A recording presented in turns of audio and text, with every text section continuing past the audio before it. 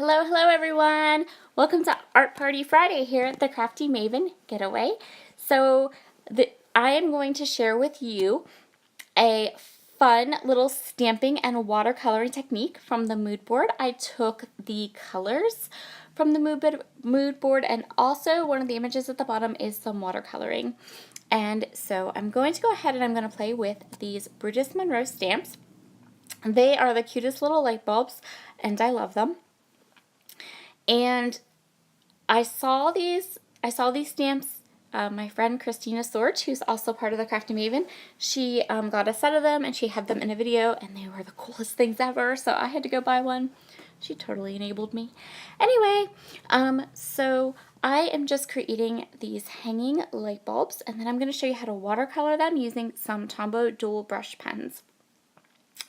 So for my stamp this is my stamp platform I use. It is Tim Holtz stamp platform, and for me, this stamp platform was a game changer because I can stamp on my scrapbook layouts. And I can stamp anywhere I want on my scrapbook layouts. I just have to figure out, how to position the paper, and it's really easy to do. So I highly recommend stamp platforms, hugely. This tool was a total game changer for me for stamping, because I used to never stamp anything, and now I stamp every chance I get. So I'm going ahead and I'm going to create these 3 hanging light bulbs, and then I'm going to also create a border down the bottom of my page using this same stamp set. And yeah, easy peasy. I am using Versafine black ink. It's my favorite black ink. I think it's really good at very detailed stamping, and it's really, I love it. My only advice would be that if you're going to do a stamping project, especially if it is a larger stamping project like this one, where you want to watercolor on top of it, let it sit a good 8 to 10 hours before you watercolor it so that it is fully, completely, and utterly dry. And I know you're probably cringing at that, but in my experience, letting the stamp sit longer to cure, letting the stamp sit longer to really dry and really get into that paper means that when you go to watercolor it, you're not going to smear it even the littlest bit, and it's completely dry. So I just flipped my paper around to do these lovely borders, and see, that's why you love a stamp platform, because even when you mess it up, you just open it, wipe it up, and start again. And my fingers were so inky till I was done with this stamping part of my layout. So this is the next morning, so it would have been this morning. Yes, I didn't finish this layout till this morning, hence you have an evening edition of Art Party Friday. I'm fussy cutting these stamps. So these are some stamps that I practiced with before I did my layout. I wanted to just get a feel for the stamps and get them good and cured.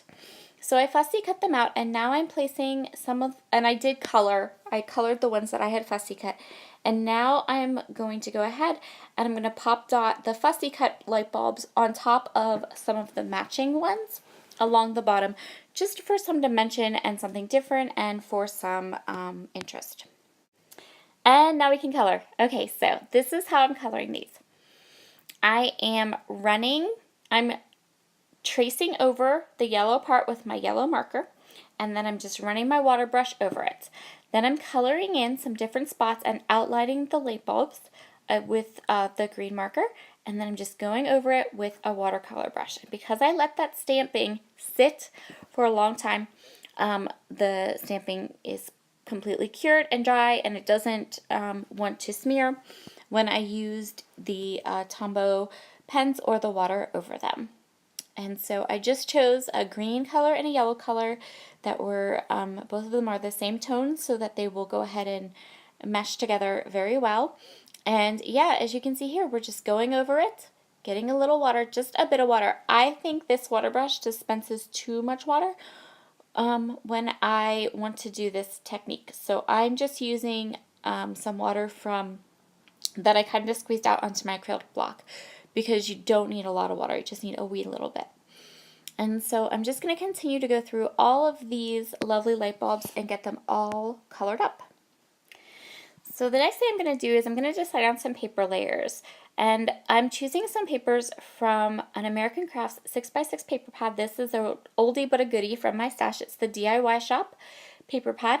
And I'm choosing colors that go with the mood board. I'm choosing a lined notebook paper to go with for some journaling. I'm going to pick some colors that are yellow and that minty greeny color that will complement my light bulbs. And then I also chose a pop of red, and it will just be a tiny pop of red in the finished layout, but there was a good bit of red in my photos, so I just wanted to go ahead and make sure that I had those kind of, some of the colors from the photos in the layout as well. So I'm just kind of choosing where I want to put my photos and how I want to lay them out. And so I'm going to tell you a little story about my photos. My photos are from, this past fall, we went to a fall foliage festival near our house. Well, it's maybe an hour and a half away. And at this festival, there was this booth, and it was run by a man who would take the old antique cameras, teapots, all kinds of different things, and he would use them as bases for Edison light bulb lamps. And these lamps were amazing.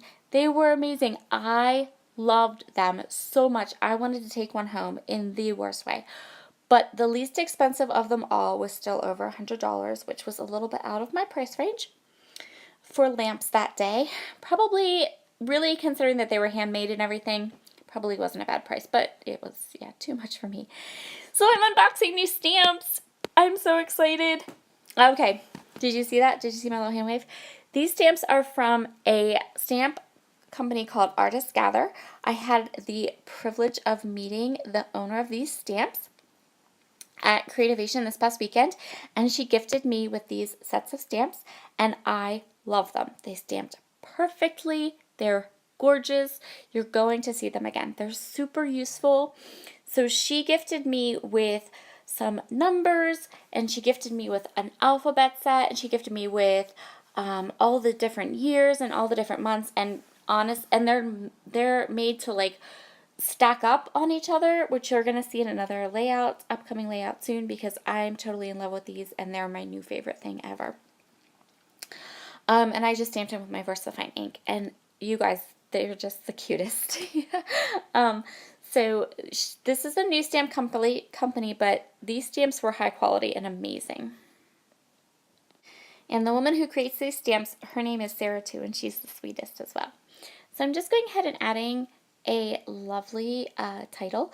I'm going to use these thickers, which are an oldie but a goodie and new to me because I found them at Tuesday Morning in Arizona, and I've never been to a Tuesday Morning before, so that was a fun trip. And I'm just going to title this Edison Lightbulbs, and I thought this font would be perfect. And then I'm actually going to grab a comma from that thicker set, and I'm going to pop it up there in my title. And I think I was chit-chatting with my friends online. I think I was probably talking to Christina about the fact I was using my stamps, and they were awesome. And so I'm going to finish up my title, and then I'm going to get to work on my journaling. So I'm grabbing the asterisks from the thicker sheet, and I'm just going to use them as little light bursts around my layout. And I'm noticing that there is some gappiness down there with the ascenders and my journaling. I have a little bit of white space going on, but I'm going to fix that up in just a second. I'm trying to kind of decide what I want to do with that. So what I'm going to do is I'm going to grab this Vicki Boutin date stamp, this Vicki Boutin stamp or phrase stamp, and it is from her latest collection, Good Vibes, all the pretty things. I don't remember. Anyway, it's from her newest collection. And I'm going to go ahead and use this little squirrely stamp to fill in those gaps in the word light bulbs, so there's not that open white space, and it kind of gives it a look of maybe like a telephone wire or something going in between in and out of the lights. And I really like how that worked out. I think it filled in the space nicely. And that's pretty much I'm just going to adjust this asterisk, and that will complete my layout. Thank you so very much for joining me today on the Crafty Maven Getaway channel, and I hope you have a wonderful weekend. Bye!